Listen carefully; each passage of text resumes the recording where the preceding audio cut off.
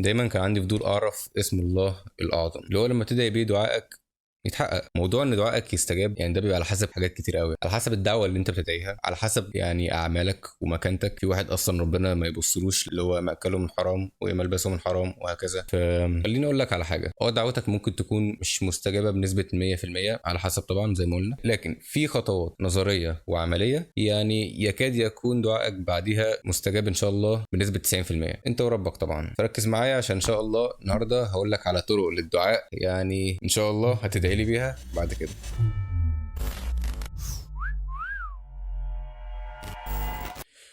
إن الله حي كريم يستحي من عبده إذا رفع يديه إليه أن يردهما صفرا. قبل ما ترفع إيدك معايا وندعي خلينا نقول كذا نقطة لازم تحطهم في بالك كويس جدا وأنت بتدعي. أولا، ربنا غني لا ينقص من ملكه شيء، يعني لو اللي أنت بتدعي بيه ده خير ليك ربنا مش هيستخسره. زي ما الرسول صلى الله عليه وسلم قال كده، الدنيا دي لا تساوي عند ربنا جناح بعوضة، ولو أن أولكم وآخركم وإنسكم وجنكم قاموا في صعيد واحد فسألوني فأعطيت كل واحد مسألته ما نقص ذلك مما عندي إلا كما ينقص المخيط إذا غمز في البحر. ثانيا، وما ربك بظلام للعبيد. خلي بالك انت مش عايش في الكون ده لوحدك، فما ينفعش كل انسان ربنا يمشي له الكون على هواه. لازم تعرف وانت بتدعي ان الامر اللي بتدعي بيه ده لو هيظلم انسان تاني حتى لو هو في خير ليك فربنا حرم الظلم على نفسه. ثالثا، انا عند ظن عبدي بي فليظن عبدي ما يشاء. فعشان نجرب ندعي كده فاهم، يمكن ربنا يستجيب. ادعي وانت على يقين ان ربنا اولا سمعك وعالم الخير ليك وان شاء الله هيرزقك الخير. رابعا، ما من مسلم يدعو بدعوة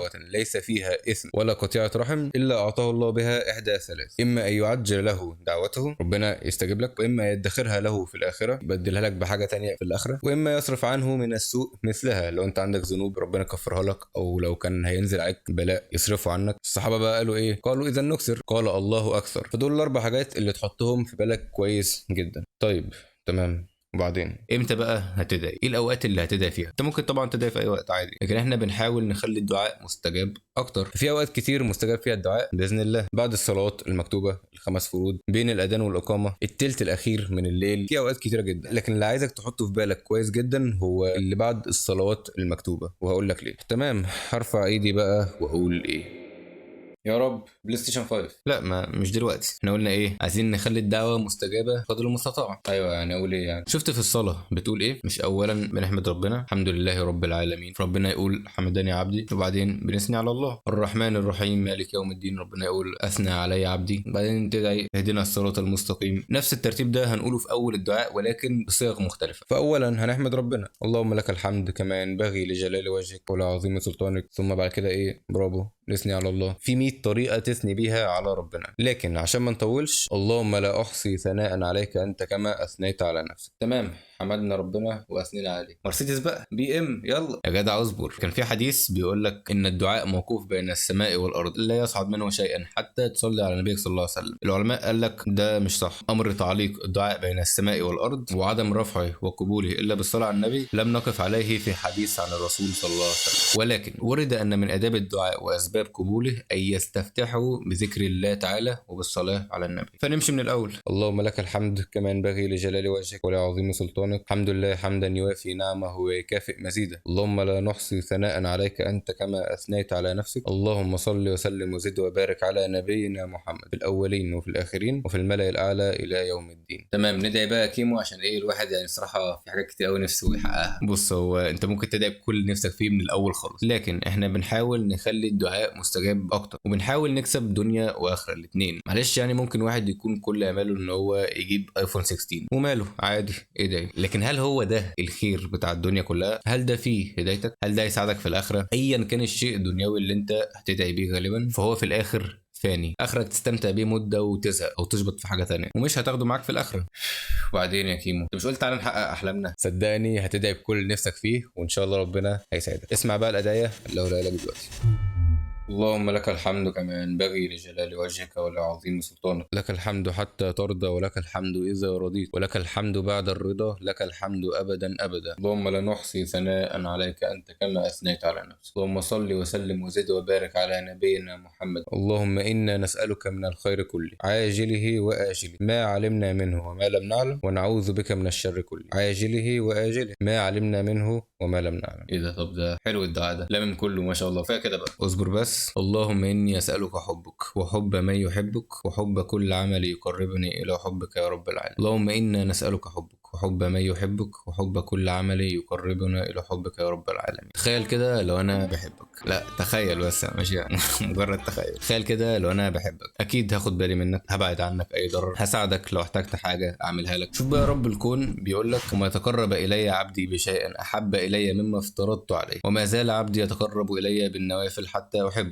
فإذا أحببته كنت سمعه الذي يسمع به، وبصره الذي يبصر به، ويده التي يبطش بها، ورجله التي يمشي بها، وإن سألني لأعطينه، ولئن استعاذني لأعيذنه. إيه ده؟ طب ده الموضوع ده كبير بقى. طبعا نسأل الله أن يرزقنا جميعا. عندك بقى دعاء خصوصا لو أنت شاب ما ينفعش تفوته: اللهم اغننا بحلالك عن حرامك وبفضلك عمن سواك. وعندك برضو دعاء يثبتك على الطاعة والعبادة: ربنا آت نفوسنا تقواها وزكها أنت خير من زكاها أنت وليها ومولاها، ربنا لا تزغ قلوبنا بعد إذ هديتنا وهب لنا من لدنك رحمة إنك أنت الوهاب. وطبعا اوعى تنسى حياتك الأبدية: اللهم إنا نسألك رضاك والجنة ونعوذ بك من سخطك ومن النار. بيني وبينك أنا شخصيا بسأل ربنا دايما بالفردوس الأعلى على طول، فاهم؟ يا رب احسن حاجه، فاهم؟ فممكن تقول: اللهم ارزقنا الفردوس الاعلى من الجنه واعتق رقابنا من النار. ونيجي عند اخر دعاء هقوله لك عشان ما اكترش عليك. لما بتدعي لاي حد، اهلك، قرايبك، صحابك، احبابك، المسلمين، ما من مؤمن يدعو لأخيه في ظهر الغيب إلا قال الملك الموكل آمين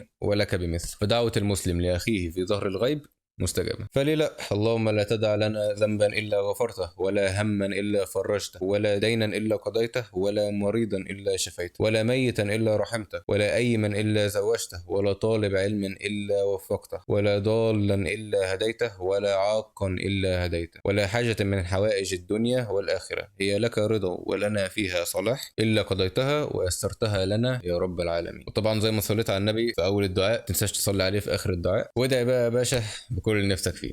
يس يا رب اتجوز ثناء. طبعا قبل ما تبدا بثناء يعني ايه او اي حاجه في الدنيا دي، ما تنساش تقول: اللهم ان كان هذا الامر خيرا لي في ديني ومعاشي وعاقبه امري قدره لي ويسره لي ثم بارك لي فيه، والعكس: وان كان هذا الامر ايا كان احلامك شرا لي في ديني ومعاشي وعاقبه امري فاصرفه عني واصرفني عنه واقدر لي الخير حيث كان ثم ردني به. يعني الواحد علمه في الدنيا دي محدود جدا، واحيانا بنطلب من ربنا حاجات تسوحنا. ربنا يعني مش بس بيحفظك، لا كمان بيرزقك حاجه احسن من اللي كنت عايزها. فاسال ربنا دايما بالخير. تخيل بقى لما تدعي بالادعيه دي 5 مرات كل يوم بعد كل صلاه، اللي هو تقريبا ما خدش منك دقيقتين. تخيل كم السوء اللي ربنا يصرفه عنك، تخيل كم الذنوب اللي ربنا يغفرها لك، تخيل كم الرزق اللي ربنا يرزقه لك. ربنا يعافيك مثلا من مصيبه كانت هتنزل عليك، بدل مثلا ما كنت هتتجوز كمان 5 سنين تتجوز كمان 3 سنين. فنفسي انك تطلع او تطلعي من الفيديو ده يعني عندك عاده انك بعد كل صلاه ترفع ايدك ما تتكسفش وتدعي بالطريقه اللي احنا قلنا، وتدعي لي معاك وبس. اتمنى انك تكون استفدت، وهتبسط جدا لو عملت لي سبسكرايب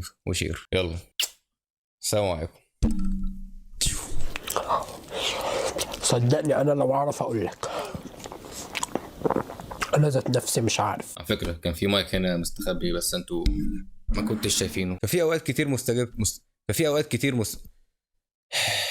ايه ده؟ طب حلو الدعاء ده يس رب اتجوز سلام ماشي.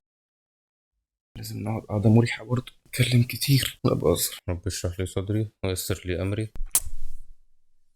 السلام عليكم.